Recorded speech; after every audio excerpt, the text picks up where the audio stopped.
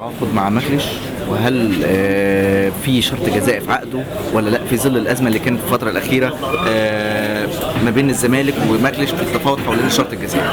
لا، ما كانش فيه اختلافات منهم مجلس، بالعكس ده التفاوض يعني اعتقد ان هو خلص بسهوله جدا. اللجنه الفنيه المحترمه اللي طلعت وقابلت معاه خلصت الامور على خير. وهو لما عرف انه جاي بيدرب نادي الزمالك وعارف بطولاته وقيمه نادي الزمالك، الراجل مع محمد زيدان طبعا اللي انا بشكره، مع اللجنه خالد رفعت وصاحب مرتضى امير مرتضى، عملوا شغل جامد مع الراجل، والراجل عرف قد ايه هو جاي يدرب نادي محترم. حتى هو النهارده اشاد بكده في المؤتمر.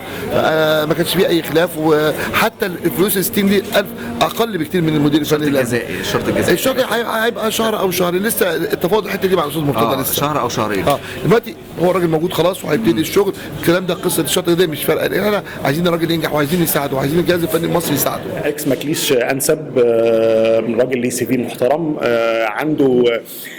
لقينا عنده اهتمام قوي جدا بانه فكره ان هو يجي الزمالك، فكره ان هو يروح منطقه جديده. دي اول تجربه ليه في افريقيا، اول تجربه ليه في الميدل ايست كله. هو الراجل اشتغل في انجلترا وفي اسكتلندا وفي بلجيكا. الاول بسم الله الرحمن الرحيم، طبعا تعاقد يعني انا شايف من وجهه نظري ان هو سي في محترم جدا جدا جدا، ومدرب درب فرق قويه في اوروبا. وانا بالنسبه لي يعني اما احمد سالني ايه رايك فيه، انا قلت وجهه نظري ان الراجل ده درب في دوري يعني شبه شويه الدوري المصري، ان هو نفس الفكره، ان اهلي وزمالك سلتك ورينجرز فاهم في اسكتلندا، ونفس الضغوط يعني دوري اسكتلندي في نفس الضغوط، وفرقتين هم اللي بياخدوا يعتبروا الدوري يعني ما فيش حد منافس ليهم.